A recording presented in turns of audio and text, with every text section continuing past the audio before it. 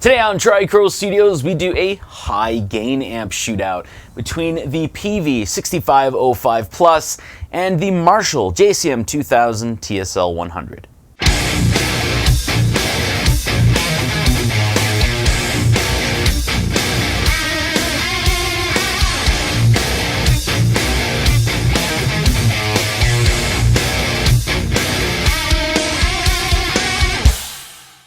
So I would like to reiterate here, this is a high gain amp shootout only. That's why it's titled so. So you're not going to hear any cleans or any breakups. This is just high gain geared towards metal. I would also like to note that both amps are boosted with an Ibanez TS9 for the first sound sample only. But I do have two sound samples for you today, the first of which is a more balanced EQ type setting, that's in drop B, whereas the second of which is a somewhat scooped type setting in drop C.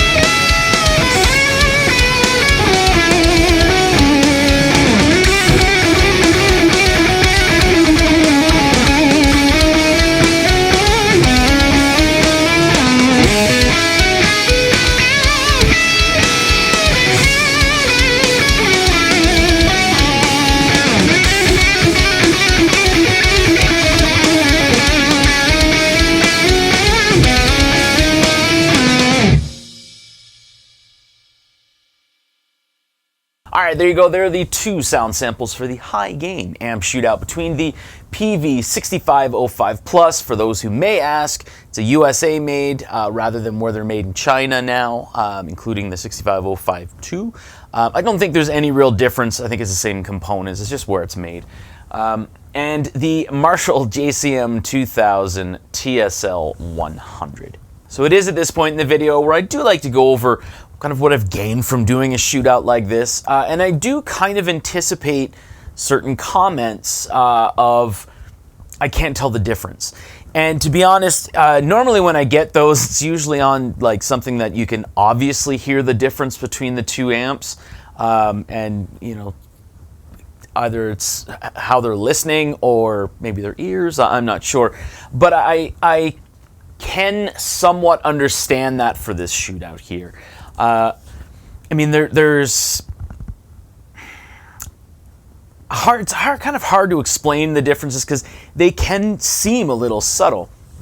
I do find that the low end is a little more consistent on the 6505 Plus, where it's a little not overtaking or overpowering, but not as consistent, I guess you would say, on the TSL 100. There's a ton of low end. I usually have that that bass control like dialed way back. On the second sound sample, it's actually sitting like we're looking at about 7 o'clock for the bass control, whereas here we're looking at about 10 o'clock on the 6505 Plus. Also, the TSL 100, the mids on it, they can sometimes be described as hollow. I don't think that's completely accurate, but I'll go with it. It's just the way that the low mids kind of work on that amp. They don't seem off, but they're not like JCM 800.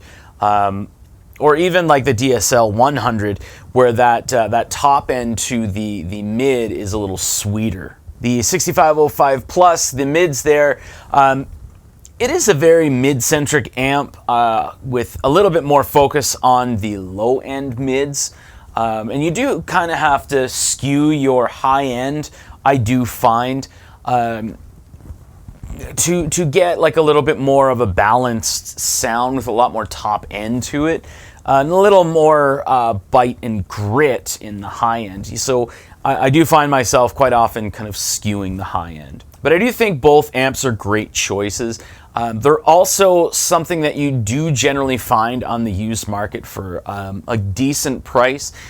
Sometimes they get listed a lot higher than what they should be, but no one really buys them at high prices, so just wait maybe that, like, I always say like 3 weeks to a month, and usually the seller kind of comes to their senses and starts to bring it down or just stop listing it altogether. The JCM 2000 kind of does have a little bit of a bum rap to it, because I know that some of the earlier JCM 2000s did have some issues with their boards. However, later models kind of didn't really run into that issue. And of course, the 6505 Plus here, we're talking about a Peavey product. However, this particular one that I own has not actually encountered this issue that I'm going to talk about here. But Peavey amps, if you're looking to buy one on the used market, I do highly recommend that you get the mindset of setting aside a half an hour, probably like every 1.5 to 2 years, and getting a bottle of contact cleaner, or a can of contact cleaner. It's like $8 or $9, and it'll last you a very long time. Because what does end up happening, the contacts on the potentiometers, the potentiometers themselves, they do tend to get dirtier faster than most amps. So I have 5 Peavey amps, 4 of which have had this issue. So that's kind of where you get like the crackly pots and stuff like that. You know, you turn it and you get... the problem can be that if it's on the volume or the gain control, you can actually get it seeming like the power's cutting out. My JSX that I have, it had an issue where if you put the gain in like almost any location, it would either like cut out completely, Or what would happen is it would be fine for a little bit and then it would start to cut out, and then it would come back and it would just come in and out. So what you have to do, you just pull the chassis out and everything, and you just spray that contact cleaner into each potentiometer, work that in, and it cleans it up. And from there on, it's like a brand new amp for about 1.5 to 2 years. But that's all I really do have to say. I consider myself very lucky to own both of these amps. I do love both of these amps as well. And yeah. Peace out. That was stupid.